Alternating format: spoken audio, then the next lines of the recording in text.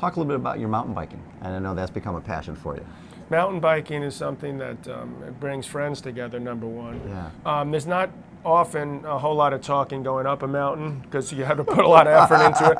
Although I do have some very, very fit, nutty friends, crazy friends in a good way. Yeah. And very annoying when you're just giving it all you got. And so tell me about that Wimbledon or that tournament you played. You're like, don't show off just because you're so fit that you can talk at the same time. Because in essence, to me, that's one of the things that you hear they say. Like, the fitter you are, the more that you could conduct some type of conversation as you're going up some difficult trail or whatever. And I'm like, I don't want you to just shut up, okay?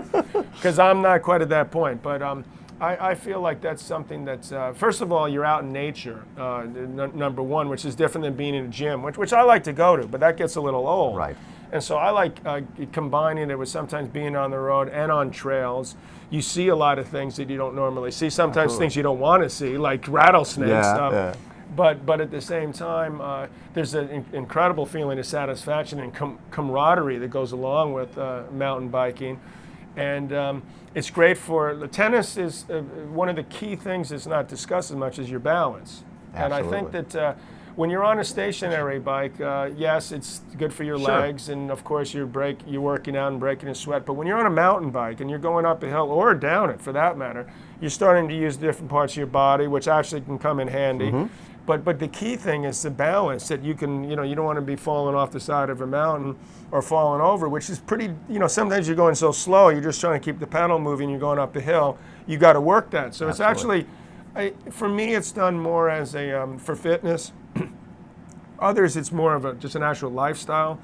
And because I've played a fair amount of tennis over the last 15 years on the Seniors Tour, Champions Tour, whatever you want to call it, I've used it more as a tool for that way. But at some point in the not too distant future, I suspect that my tennis playing will come more or less to an end. I mean, it's already starting to slow down. I still like to get out there. And I'd like to maybe doing some trips where they, some bike tours. Bike tours. Yeah. I would look forward to that. Whether it's something that along the lines of, I don't do a lot of road biking or road racing, but it's somewhere you go like where the Lance Armstrong trained, and exactly.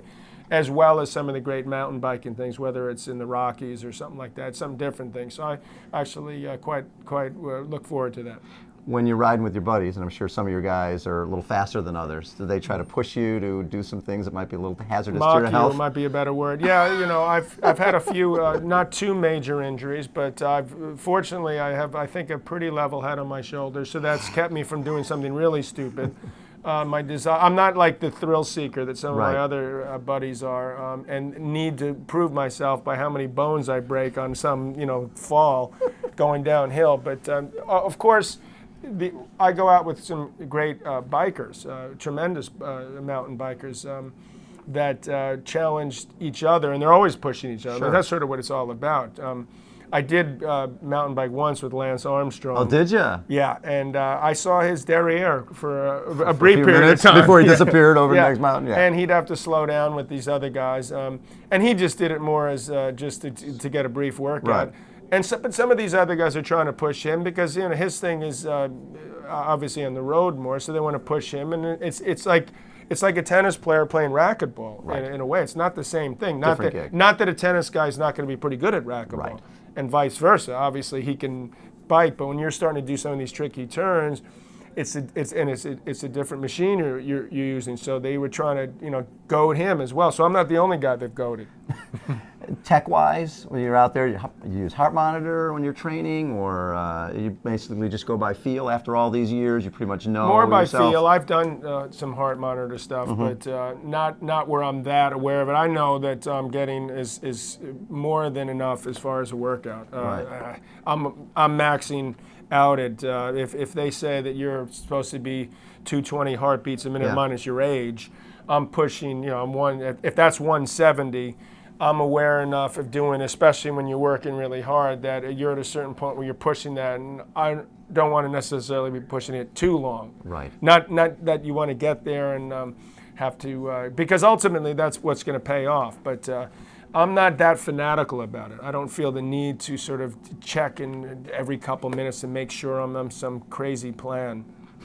In terms of the 50 over 50 challenge that you're involved with, traveling around the country, what is it? Obviously, you're 50, and people can relate to you. A lot of people our age, growing up watching you. What's your message?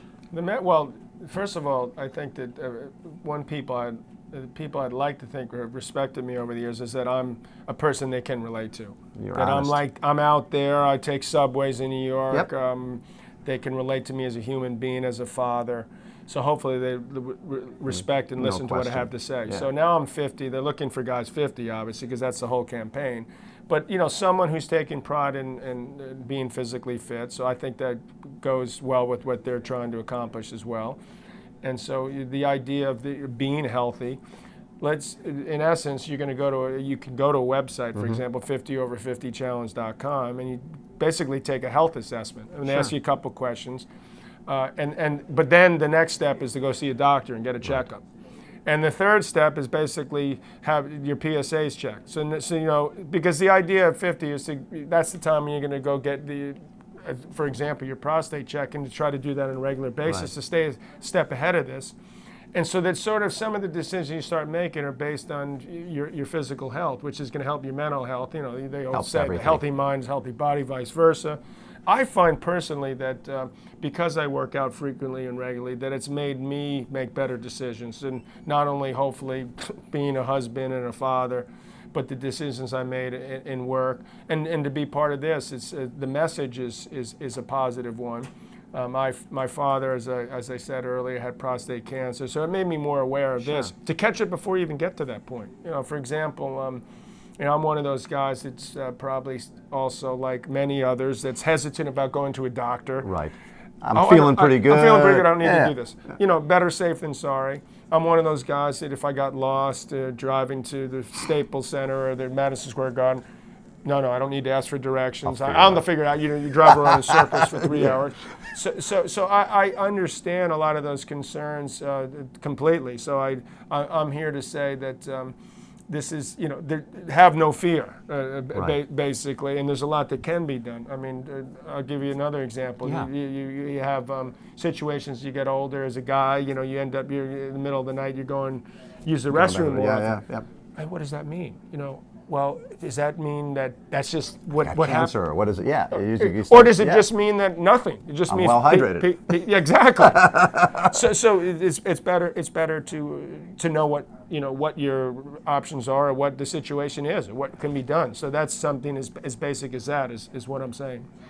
You, in that classic match against Borg, you lose that one, but then you beat him a couple times at the U.S. Open. And I beat him the next year at Wimbledon. Yeah. We had, and I beat him later, a few months later at the Open. Yeah. We had we played Wimbledon final 2 years in a row and the Open 2 years in a row in the 1981 U.S. Open final. Yeah. And it was right then that I thought, God, this is going to be incredible. We had split 14 matches. Yeah. We were 7-7 lifetime. This is going to be an amazing rivalry.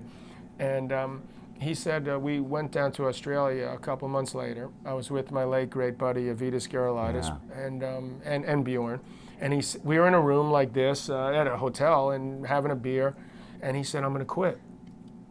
And I looked at him like he was. I thought he was kidding. Yeah. I just thought he was joking. He was pulling him our legs, is what he was. And I didn't even take him seriously. And then after a couple of minutes, I was like, "Wait a minute, are you serious?"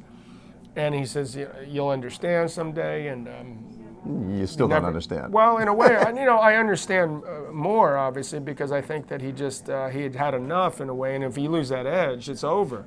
But it's still, he's 25 years old, and in those days, I mean, it's like, what are you going to do? You're 25. Yeah. And of course, selfishly, perhaps my wife sometimes tells me I think of myself too much, and I suppose that's true. Who doesn't? I try to tell her. But at any rate, I thought, God, this is not good for me either, because it was such a great thing. We were making each other better. So And making the sport better. that's what I thought. Rivalries so I tried to always talk do him that. out of it. I mean, I did for years. So it was quite the shock, and it's too bad. But we're still good friends now, and we get out there and play like in the seniors. And he had started at a younger age than I did, and he had been through a lot more at 25. He was an older 25 than Right. people, but still, you wish it could have turned out. I mean, I selfishly wish it could have turned out differently.